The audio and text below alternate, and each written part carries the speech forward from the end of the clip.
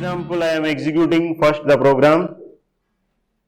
This application is developed to find which word comes first in the dictionary. Enter first word. I am entering some random word, GPT. Okay. Enter the second word.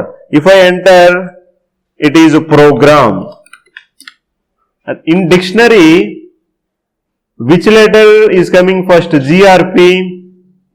G. After G only, the letter P will come. So now the result will be GPT comes first in dictionary. So how to make this application?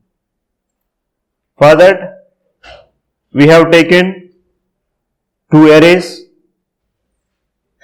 and we have printed this application is developed to find the first word in dictionary. There is no new thing in this line. Gets A, we are giving the chance to the user to enter the first word. Gets B, second word, we are giving the chance to the user. After taking the first word or first sentence or first string and second string, we are comparing the two strings. If the result is 1, that means A is greater than B.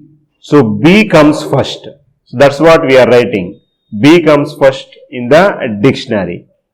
If the result is negative, means the A is less than B. So A comes first. That's what we are writing. A comes first in the dictionary. If both are equal, then the remaining cases, the words you entered are equal.